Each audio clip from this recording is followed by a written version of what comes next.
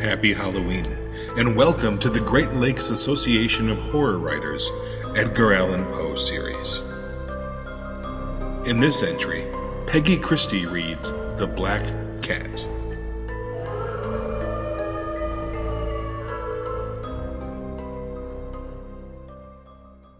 For the most wild yet most homely narrative which I am about to pen, I neither expect nor solicit belief. Mad indeed would I be to expect it, in a case where my very senses reject their own evidence. Yet mad I am not, and very surely do I not dream. But tomorrow I die, and today I would unburthen my soul. My immediate purpose is to place before the world, plainly, succinctly, and without comment, a series of mere household events. In their consequences, these events have terrified, have tortured, have destroyed me. Yet I will not attempt to expound them. To me, they have presented little but horror. To many, they will seem less terrible than Baroque. Hereafter, perhaps, some intellect may be found which will reduce my phantasm to the commonplace. Some intellect more calm, more logical, and far less excitable than my own, which will perceive, in the circumstances I detail with awe, nothing more than an ordinary succession of very natural causes and effects. From my infancy I was noted for the docility and humanity of my disposition. My tenderness of heart was even so conspicuous as to make me the jest of my companions. I was especially fond of animals, and was indulged by my parents with a great variety of pets. With these I spent most of my time, and never was so happy as when feeding and caressing them. This peculiarity of character grew with my growth, and in my manhood I derived from it one of my principal sources of pleasure. To those who have cherished an affection for a faithful and sagacious dog, I need hardly be at the trouble of explaining the nature or the intensity of the gratification thus derivable. There is something in the unselfish and self-sacrificing love of a brute which goes directly to the heart of him who has had frequent occasion to test the paltry friendship and gossamer fidelity of mere man. I married early, and was happy to find in my wife a disposition not uncongenial with my own. Observing my partiality for domestic pets, she lost no opportunity of procuring those of the most agreeable kind. We had birds, goldfish, a fine dog, rabbits, a small monkey, and a cat. This latter was a remarkably large and beautiful animal, entirely black, and sagacious to an astonishing degree. In speaking of his intelligence, my wife, who at heart was not a little tinctured with superstition, made frequent allusion to the ancient popular notion which regarded all black cats as witches in disguise. Not that she was ever serious upon this point, and I mention the matter at all for no better reason than that it happens, just now, to be remembered. Pluto, this was the cat's name, was my favorite pet and playmate. I alone fed him, and he attended me wherever I went about the house. It was even with difficulty that I could prevent him from following me through the streets. Our friendship lasted in this manner for several years, during which my general temperament and character, through the instrumentality of the fiend intemperance, had, I blush to confess it, experienced a radical alteration for the worse. I grew day by day more moody, more irritable, more regardless of the feelings of others. I suffered myself to use intemperate language to my wife. At length I even offered her personal violence. My pets, of course, were made to feel the change in my disposition. I not only neglected, but ill-used them. For Pluto, however, I still retained sufficient regard to restrain me from maltreating him, as I made no scruple of maltreating the rabbits, the monkey, or even the dog, when by accident or through affection they came in my way.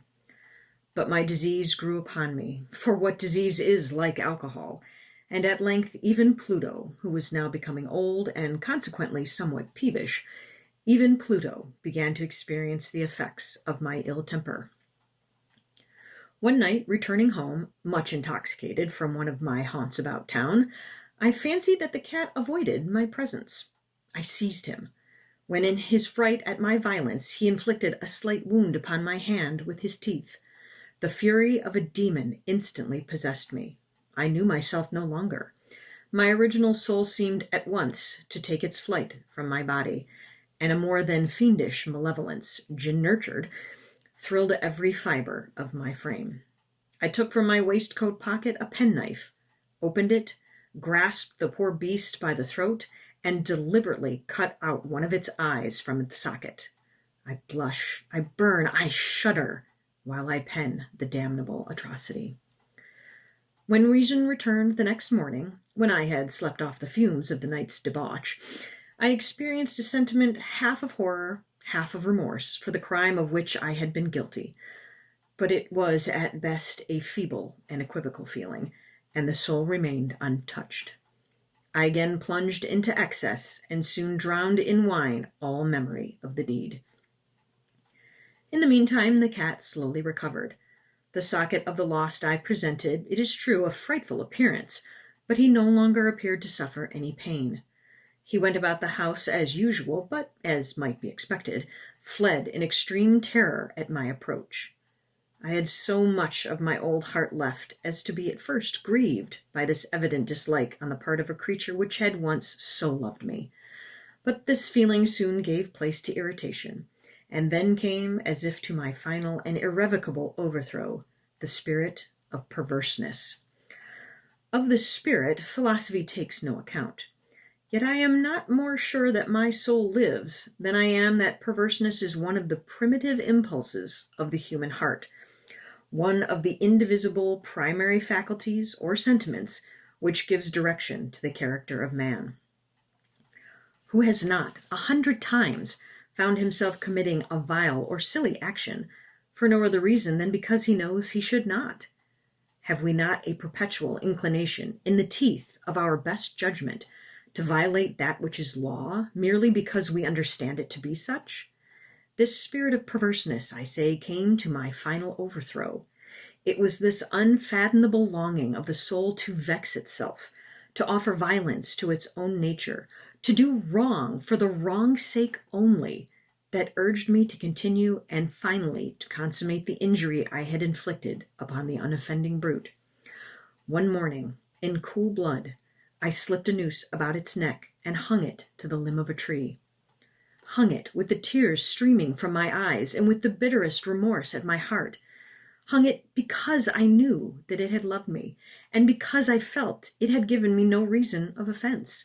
Hung it because I knew that in so doing I was committing a sin, a deadly sin that would so jeopardize my immortal soul as to place it, if such a thing were possible, even beyond the reach of the infinite mercy of the most merciful and most terrible God. On the night of the day on which this cruel deed was done, I was aroused from sleep by the cry of fire. The curtains of my bed were in flames. The whole house was blazing. It was with great difficulty that my wife, a servant, and myself made our escape from the conflagration. The destruction was complete. My entire worldly wealth was swallowed up, and I resigned myself thenceforward to despair. I am above the weakness of seeking to establish a sequence of cause and effect between the disaster and the atrocity, but I am detailing a chain of facts and wish not to leave even a possible link imperfect. On the day succeeding the fire, I visited the ruins. The walls, with one exception, had fallen in. This exception was found in the compartment wall, not very thick, which stood about the middle of the house, and against which had rested the head of my bed. The plastering had here in great measure resisted the action of the fire, a fact which I attributed to its having been recently spread. About this wall a dense crowd were collected, and many persons seemed to be examining a particular portion of it with every minute and eager attention. The words strange, singular, and other similar expressions excited my curiosity. I approached and saw, as if graven in bas relief upon the white surface, the figure of a gigantic cat. The impression was given with an accuracy truly marvelous. There was a rope about the animal's neck. When I first beheld this apparition, for I could scarcely regard it as less, my wonder and my terror were extreme. But at length reflection came to my aid. The cat, I remembered, had been hung in a garden adjacent to the house.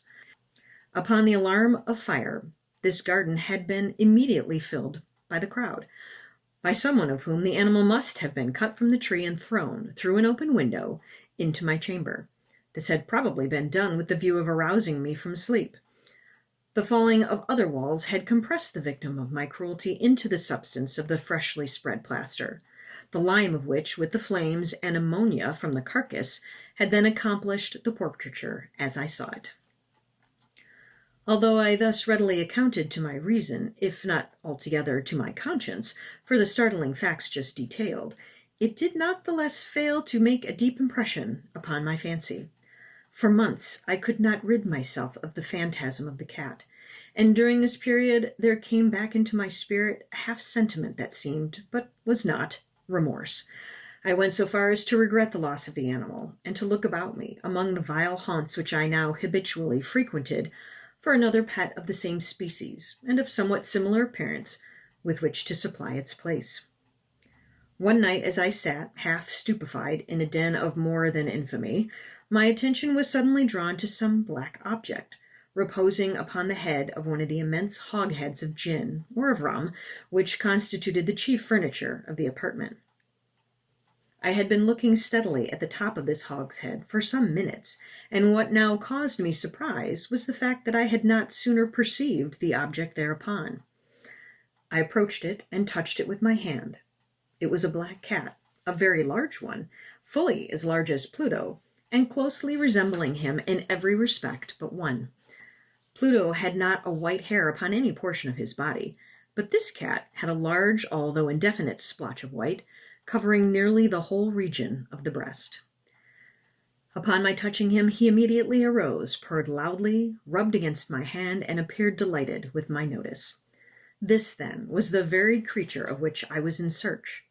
I at once offered to purchase it of the landlord, but this person made no claim to it, knew nothing of it, had never seen it before. I continued my caresses, and when I prepared to go home, the animal evinced a disposition to accompany me. I permitted it to do so, occasionally stooping and patting it as I proceeded. When it reached the house, it domesticated itself at once, and became immediately a great favorite with my wife. For my own part, I soon found a dislike to it arising within me. This was just the reverse of what I had anticipated. But I know not how or why it was. Its evident fondness for myself rather disgusted and annoyed. By slow degrees, these feelings of disgust and annoyance rose into the bitterness of hatred. I avoided the creature, a certain sense of shame and the remembrance of my former deed of cruelty preventing me from physically abusing it. I did not, for some weeks, strike or otherwise violently ill-use it, but gradually, very gradually, I came to look upon it with unutterable loathing, and to flee silently from its odious presence, as from the breath of a pestilence. What added, no doubt, to my hatred of the beast was the discovery, on the morning after I brought it home, that, like Pluto, it had also been deprived of one of its eyes. This circumstance, however, only endeared it to my wife, who, as I have already said, possessed in a high degree that humanity of feeling which had once been my distinguishing trait, and the source of many of my simplest and purest pleasures. With my aversion to this cat, however, its partiality for myself seemed to increase.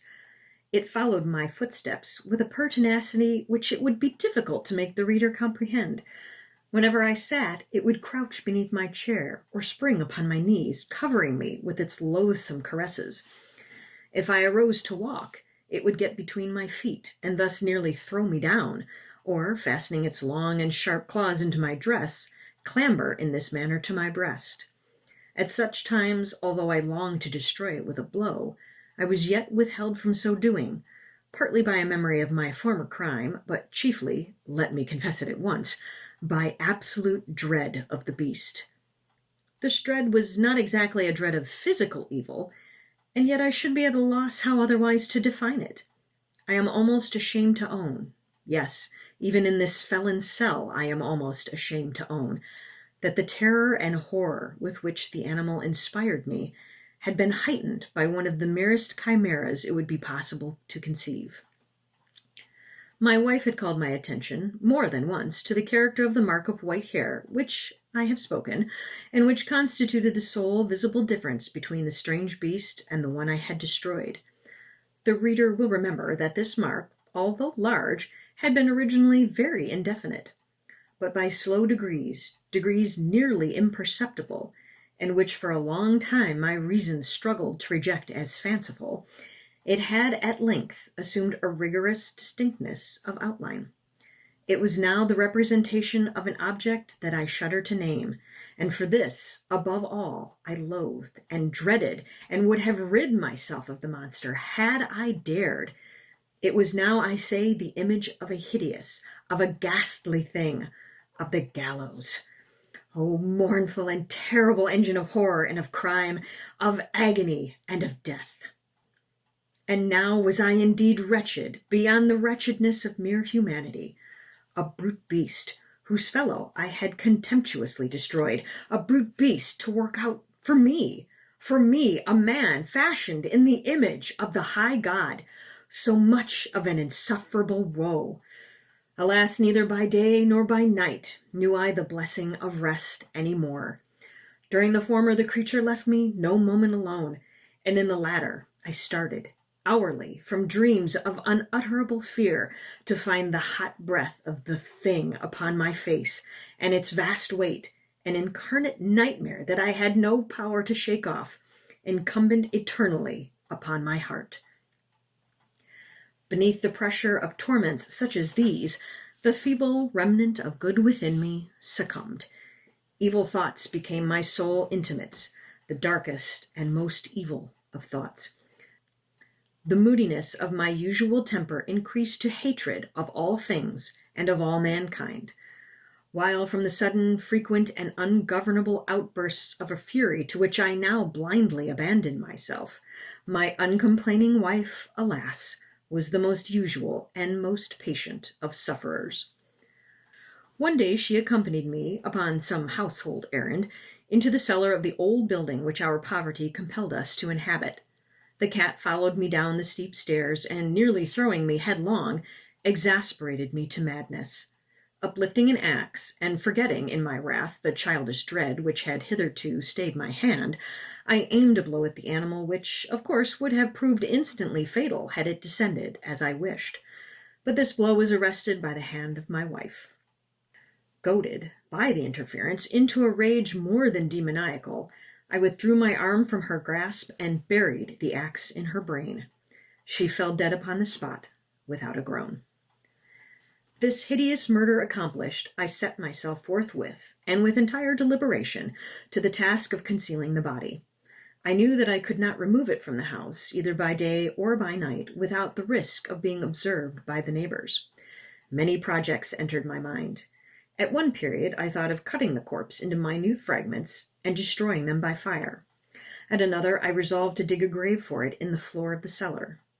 Again I deliberated about casting it in the well in the yard, about packing it in a box as if merchandise, with the usual arrangements, and so getting a porter to take it from the house. Finally I hit upon what I considered a far better expedient than either of these. I determined to wall it up in the cellar, as the monks of the Middle Ages are recorded to have walled up their victims.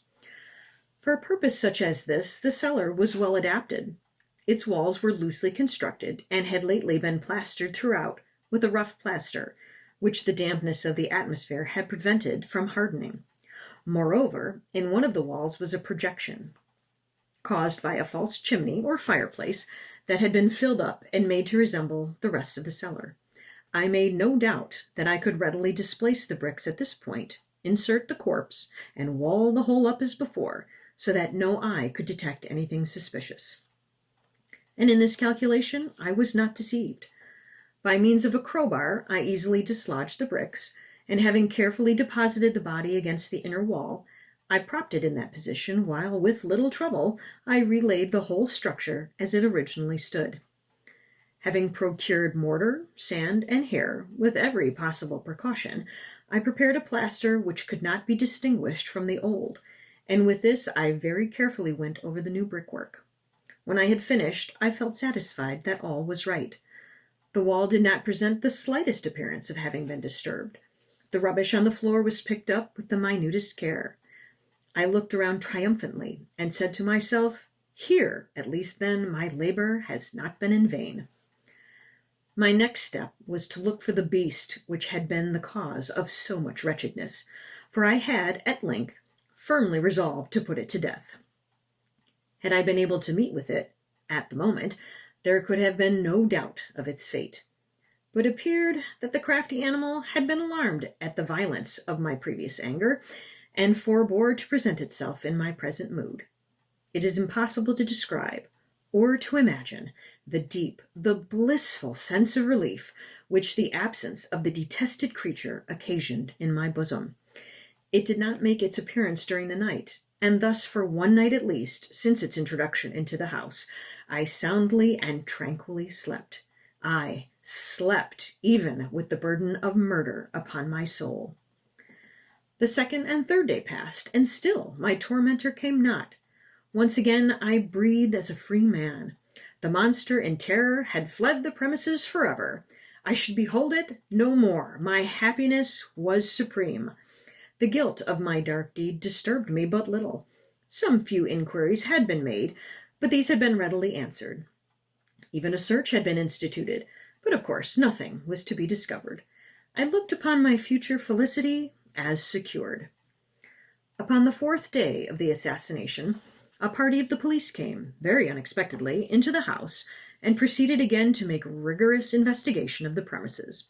Secure, however, in the inscrutability of my place of concealment, I felt no embarrassment whatsoever.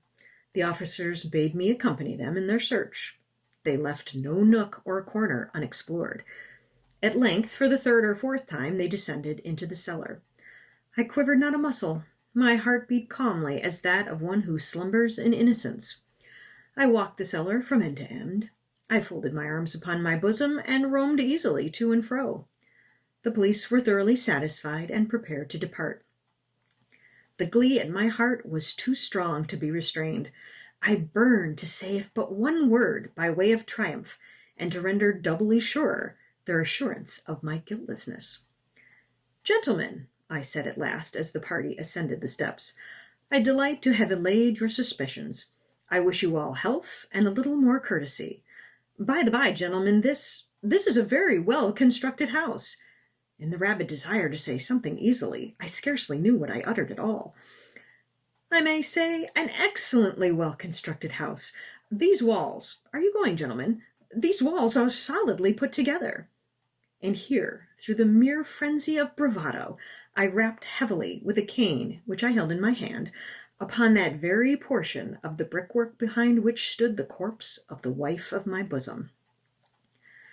But may God shield and deliver me from the fangs of the arch-fiend. No sooner had the reverberation of my blows sunk into silence than I was answered by a voice from within the tomb, by a cry, at first muffled and broken, like the sobbing of a child, and then quickly swelling into one long, loud, and continuous scream, utterly anomalous and inhuman, a howl, a wailing shriek, half of horror and half of triumph, such as might have arisen only out of hell, conjointly from the throats of the damned in their agony, and of the demons that exult in the damnation. Of my own thoughts it is folly to speak. Swooning, I staggered to the opposite wall. For one instant the party upon the stairs remained motionless, through extremity of terror and of awe. In the next, a dozen stout arms were toiling at the wall. It fell bodily. The corpse, already greatly decayed and clotted with gore, stood erect before the eyes of the spectators. Upon its head, with red extended mouth and solitary eye of fire, sat the hideous beast whose craft had seduced me into murder, and whose informing voice had consigned me to the hangman. I had walled the monster up within the tomb.